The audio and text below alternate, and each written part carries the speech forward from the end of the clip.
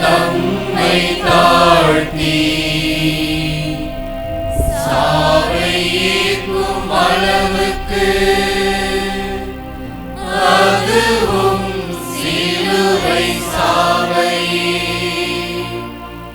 ஏற்கும் அளவுக்கு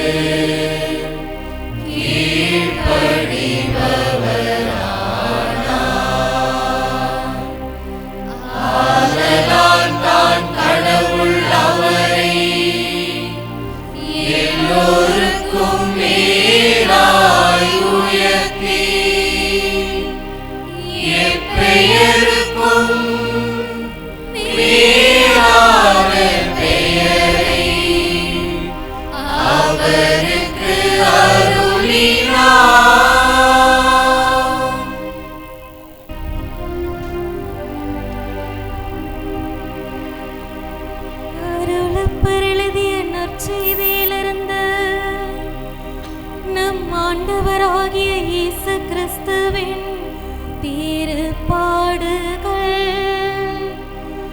அக்காலத்தில் இயேசு தம் பாடுகளை முன்னறிவித்து தம் சீடருக்காக தந்தையிடம் மன்றாடிய பின் தம் சீடரோட கிதிரோன் அருவியை கடந்து போனார். அங்கே ஒரு தோட்டம் இருந்தது. தம் சீடரோடு அதில் நுழைந்தார். அவரை காட்டிக் கொடுத்த யூதாசுக்கும் அந்த இடம் தெரியும். ஏனெனில் இயேசுவும் அவருடைய சீடரும் அடிக்கடி அங்கு கூடுவதுண்டு. யூதாஸ் படை வீரர்களையும் தலைமை குருக்களும் பரிசேயரும் அனுப்பிய காவலர்களையும் அழைத்துக் கொண்டு விளக்குகளோடும் பந்தங்களோடும் படை கருவிகளோடும் அங்கே வந்தார். தமக்கு நிகழப்போவதை எல்லாம் அறிந்த இயேசு முன் சென்று அவர்களிடம் கேட்டதாவது, யாரை தேடி வந்தீர்கள்? அவர்களோ அவரிடம் சொன்னதாவது,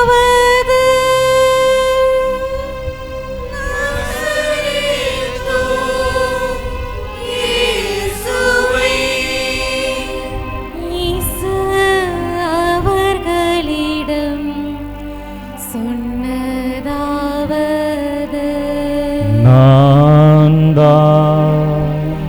அவரை காட்டிக் கொடுத்த யூதாசும் அவர்களோடு இருந்தான். இயேசு நான் தான் என்று சொன்னதும் அவர்கள் பின்வாங்கி தரையில் விழுந்தனர். மீண்டும் இயேசு அவர்களிடம் கேட்டதாவது, யாரை தேடி வந்தீர்கள்? அவர்கள் அவரிடம் சொன்னதாவது,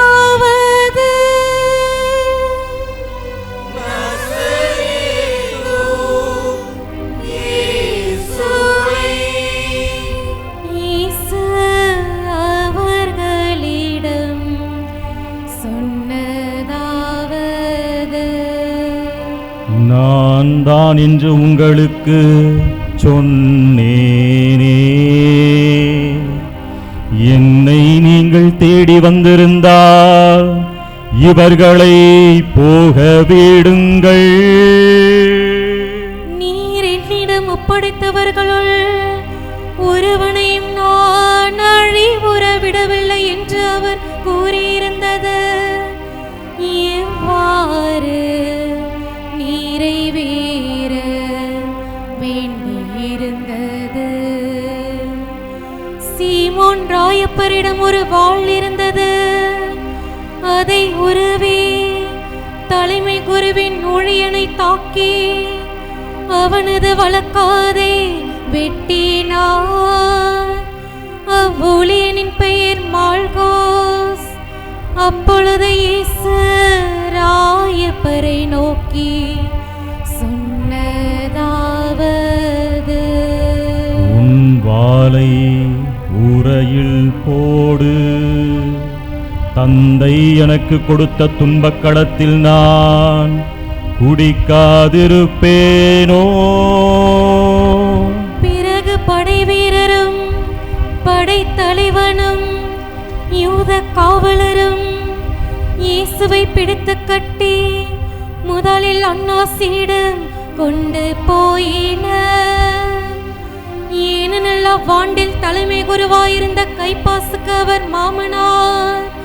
இந்த கைப்பாசு தான் மக்களுக்காக ஒருவன் மட்டும் இறப்பது நலம் என்று யூதர்களுக்கு ஆலோசனை கூறியவர்.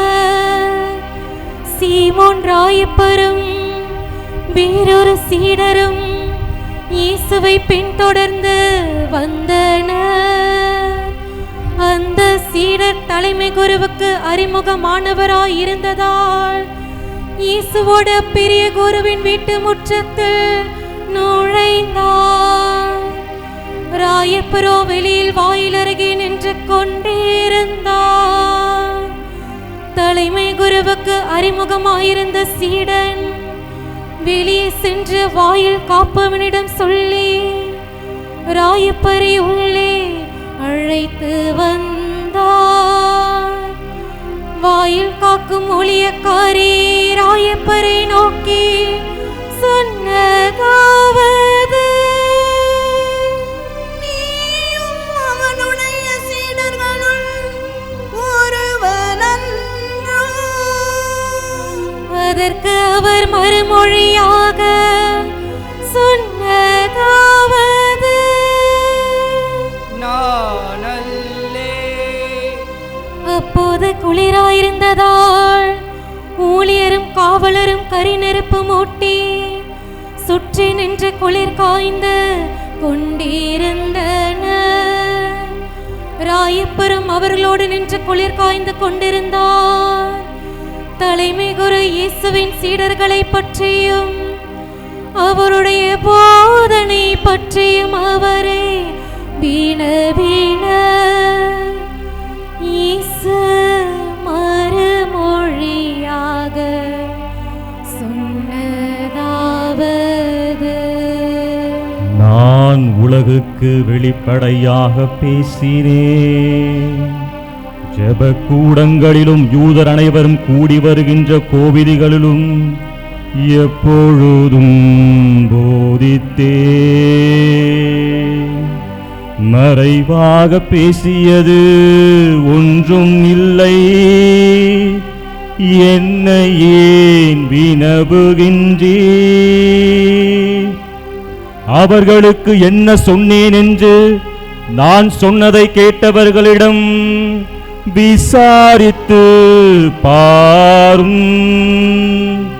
நான் கூறியது அவர்களுக்கு தெரியுமே. என்றதும் அங்கு நின்று கொண்டிருந்த காவலன் ஒருவன் தலைமை குருவுக்கு இப்படியா மறுமொழி கூறுவது என்று சொல்லி இயேசுவை கன்னத்தில் அறைந்தான். அதற்கு இயேசு சொன்னதாவது, நான் பேசியது தவறாயிருந்தால் எது தவறு என்று காட்டு. பேசியது சரியானால் ஏன் என்னை அடிக்கின்றாய்? பின்பு அன்னாஸ் அவரை கட்டுண்டிருந்தவாறே தலைமை குருவாகிய கைப்பாசியிடம் அனுப்பினார். சீமோன் ராயப்பர் அங்கு நின்று குளிர் காய்ந்து கொண்டிருந்தார். அங்கிருந்தவர்கள் அவரை பார்த்து கேட்டதாவது,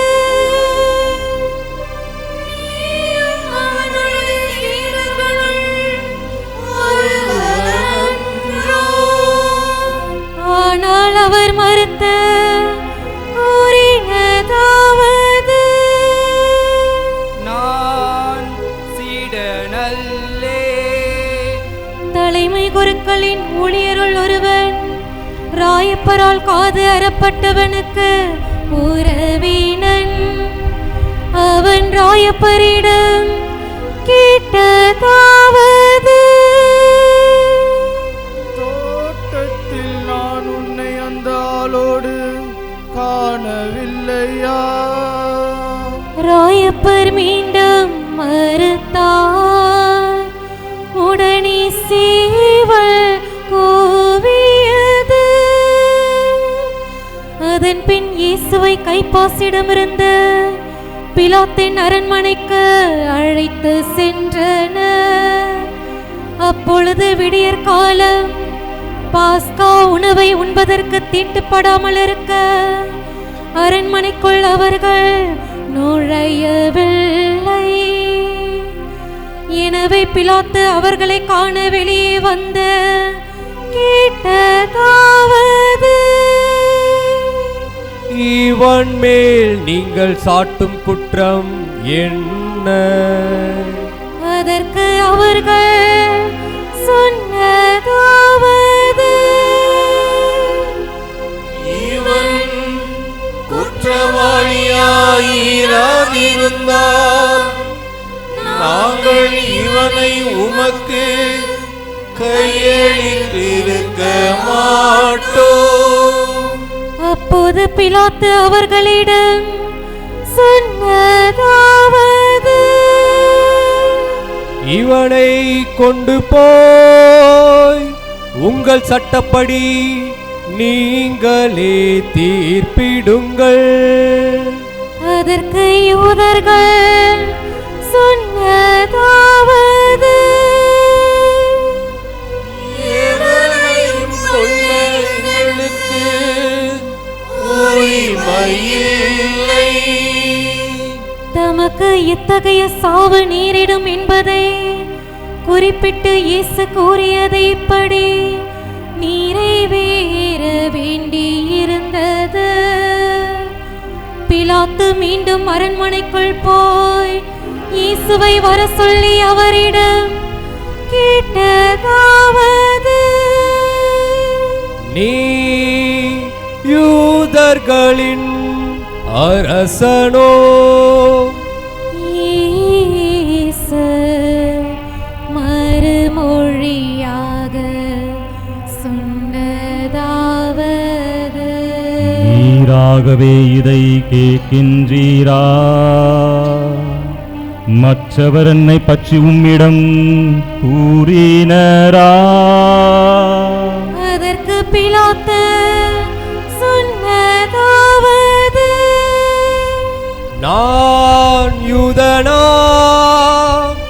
உன் இனத்தாரும் தலைமை குருக்களும் உன்னை என்னிடம் கையளித்தார்களே, என்ன செய்தாய்?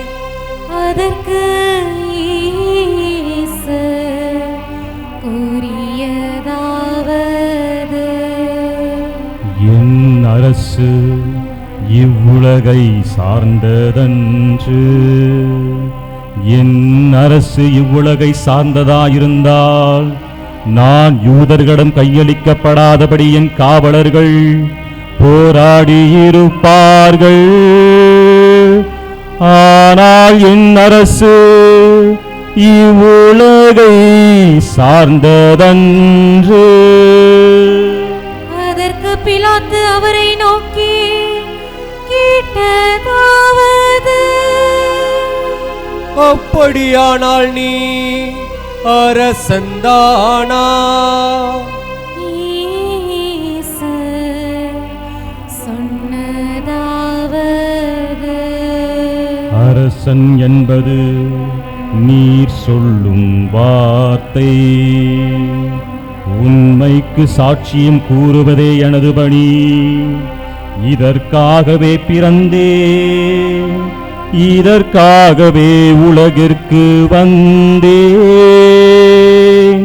உண்மையை சார்ந்தவர்கள் எவனும் எனது குரலுக்கு செவி சாய்க்கின்றார். அதற்கு பிலாத்து சொன்னதாவது,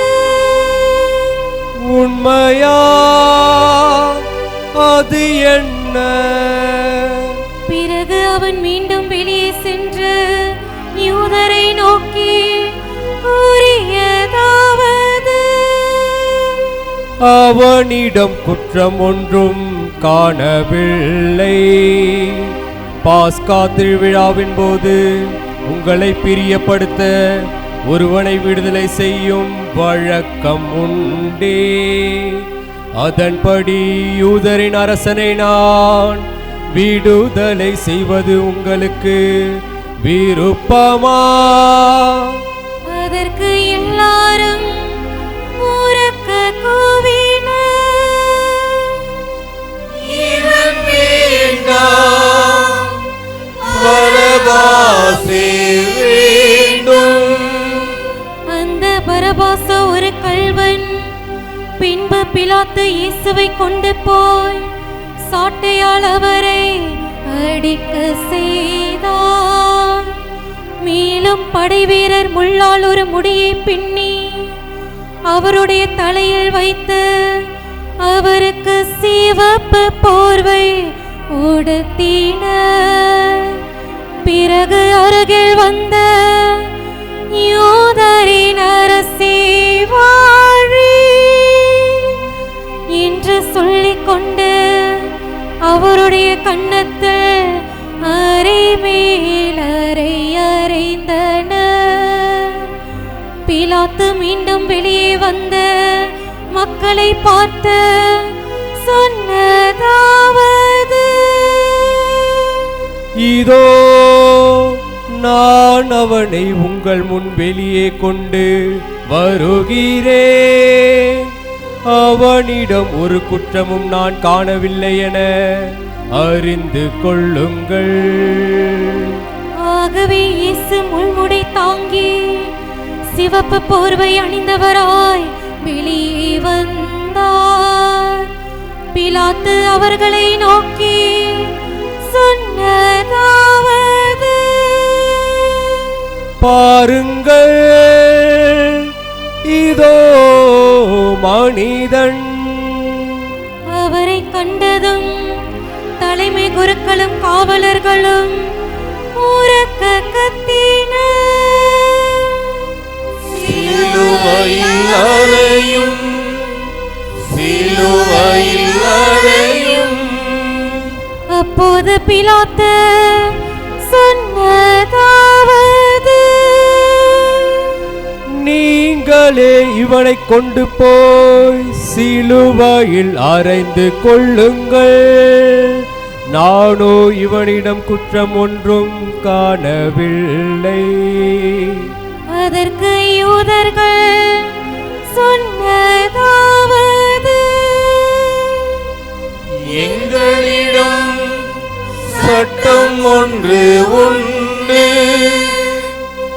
அச்சட்டத்தின்படி அவன் சாக வேண்டும். ஏனெனில் தன்னை கடவுளின் மகன் ஆக்கிக் கொண்டார். இவ்வார்த்தையை கேட்டு பிலாத்து இன்னும் அதிகமாக அஞ்சினார். மீண்டும் அரண்மனைக்குள் சென்று இயேசுவை நோக்கி கேட்டதாவது, நீ எங்கிருந்து வந்தவன்? ஆனால் இயேசு மறுமொழி ஒன்றும் சொல்லவில்லை. அப்போது பிலாத்து இயேசுவிடம் சொன்னதாவது, என்னிடம் ஒன்றும் சொல்ல மாட்டாயா? உன்னை சிலுவையில் அறையவும் எனக்கு அதிகாரம் உண்டு, விடுவிக்கவும் அதிகாரம் உண்டு, தெரியாதா? இயேசு மறுமொழியாக சொன்னதாவது, மேலிருந்து உமக்கு அருளப்படாதிருந்தால் என் மேல் உமக்கு எந்த அதிகாரமும் இராது. ஆதலால் என்னை உம்மிடம் கையளித்தவன்தான் பெரிய பாவத்துக்குள்ளானவன். பிலாத்து அவரை விடுவிக்க வழி தேடினார். யூதர்கள் சத்தமாய் கூவினார்கள்,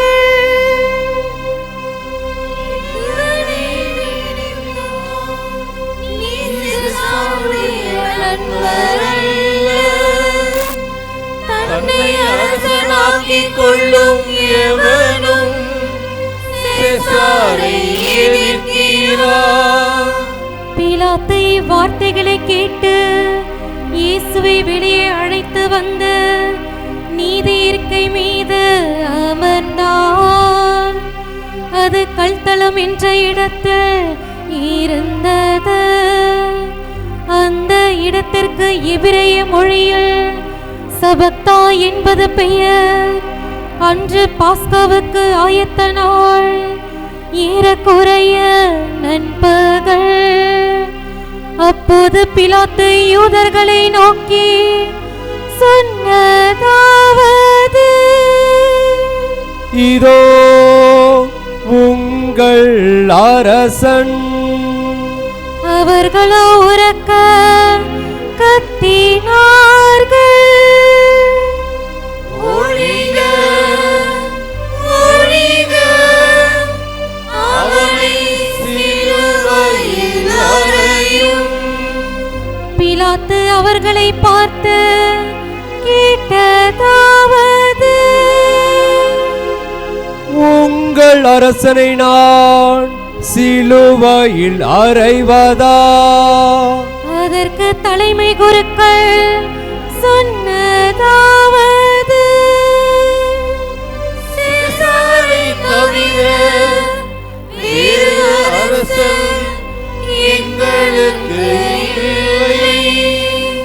அப்போது பிலாத்து அவரை சிலுவையில் அறையும்படி அவர்களிடம் கையளித்தார். ஆகவே அவரை கூட்டிக் கொண்டு போனார்கள்.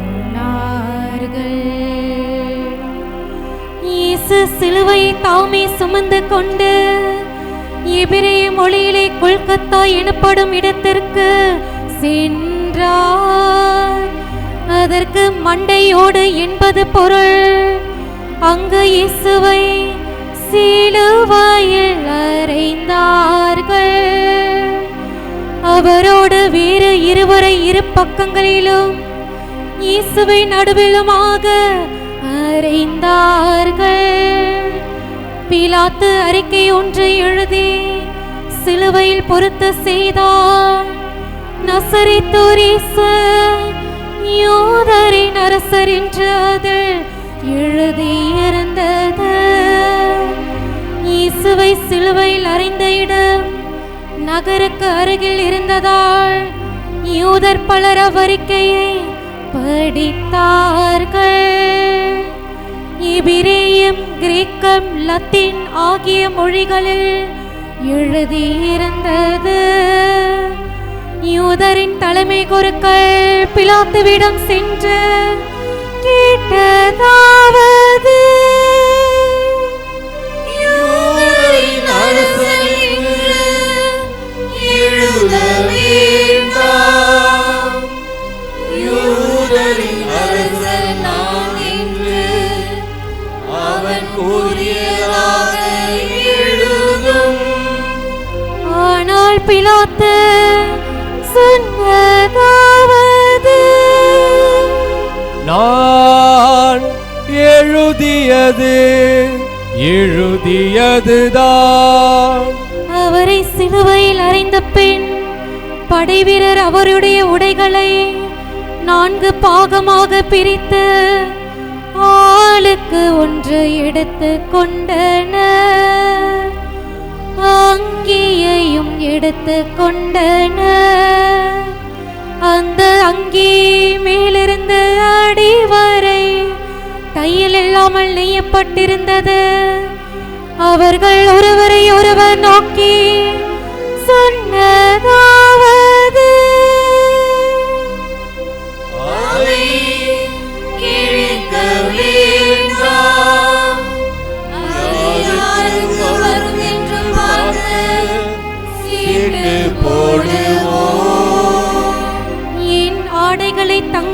சீடர்கள் பகிர்ந்து கொண்டார்கள். என் உடை மீது சீட்டு போட்டார்கள் என்று எழுதிய மறைநூல் வாக்கு இவ்வாறு நிறைவேற வேண்டியிருந்தது.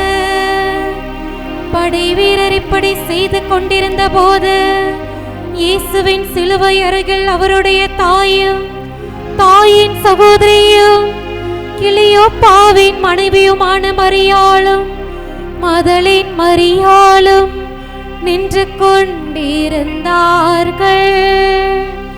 இயேசு தம் தாயையும் அருகில் நின்று தம் அன்பு சீடரையும் கண்டு தம் தாயை நோக்கி சொன்னதாவது, அம்மா, இதோ உன் மகன். பின்பு சீடரை நோக்கி சொன்னதாவது, இதோ உன் தாய். அந்நேரம் முதல் அந்த சீடர் அவளை தம் வீட்டில் ஏற்றுக்கொண்டார். பின்பு எல்லாம் நிறைவேறியது என்று அறிந்த இயேசு சொன்னதாவது, தாகமாயிருக்கின்றது. மறைநூல் நிறைவேறவே இப்படி சொன்னார். அங்கே ஒரு பாத்திரம் நிறைய காடி இருந்தது.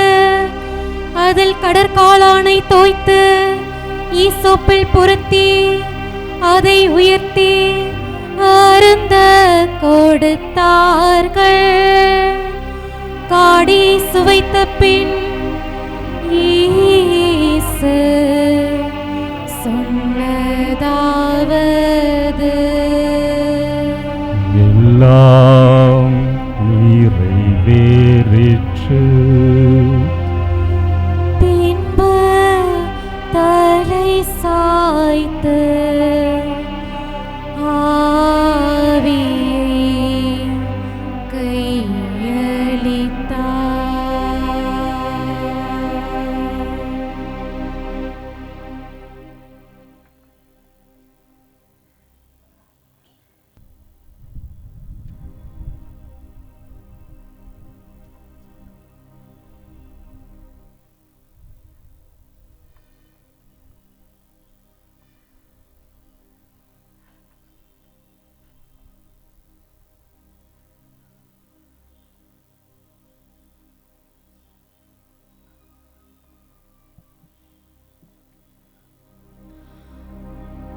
அன்று பாஸ்காவுக்கு ஆயத்த நாள்.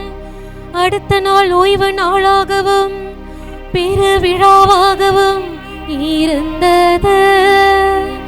அந்த விழாவின் போது சிலுவையில் சடலங்கள் தொங்கலாகாதென்று கால்களை முறித்து பிணங்களை எடுத்துவிட பிலாத்திடம் யூதர் வீடை கேட்டனர். ஆகவே படை வீரர் வந்து இயேசுவோடு சிலுவையில் அறையுண்டிருந்த இருவரின் கால்களையும் முறித்தார்கள். பின்பு இயேசுவிடம் வந்தார்கள். அவர் ஏற்கனவே இருந்திருப்பதைக் கண்டு அவருடைய கால்களை முறிக்கவில்லை. ஆனால் படை வீரர் ஒருவன் அவருடைய விலாவை ஈட்டியால் குத்தினான். உடனே இரத்தமும் நீரும் வெளிவந்தன. இதை பார்த்தவனை இதற்கு சாட்சியம் கூறியுள்ளான்.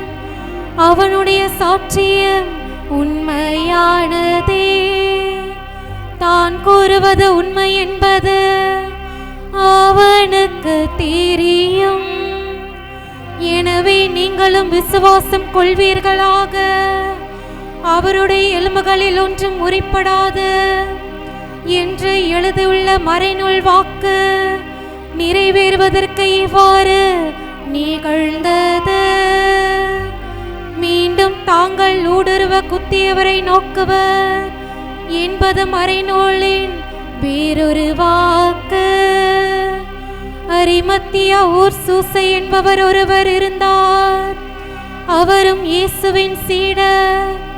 ஆனால் யூதர்களுக்கு அஞ்சி அதை காட்டிக்கொள்ளவில்லை. மேற் சொன்ன நிகழ்ச்சிகளுக்கு பின் அவர் இயேசுவின் சடலத்தை எடுத்துவிட பிலாத்தியிடம் விடை கேட்டார். பிலாத்து விடையளித்தார். அவர் வந்த இயேசுவின் சடலத்தை எடுத்தார். முன்னொரு நாள் இரவு இயேசுவை பார்க்க போன நிக்கோதேம் கூட அங்கு வந்தார். அவர் வெள்ளை போலவும் மகிழ் தோலும் கலந்து 100 ராத்தல் கொண்டு வந்தார். இயேசுவின் சடலத்தை எடுத்து யூதரின் அடக்குமுறைப்படி பரிமள பொருட்களுடன் தோணிகளில் சுற்றி கட்டினார்கள். அவர் சிலுவையில் அறையுண்ட இடத்தில் தோட்டம் ஒன்று இருந்தது. அத்தோட்டத்தில் புது கல்லறை ஒன்று இருந்தது. அதில் யாரையும் அதுவரை வைத்ததில்லை. அருகிலேயே அந்த கல்லறை இருந்ததாலும் அன்று யூதரின் பாஸ்காவுக்கு ஆயத்த நாளானதாலும்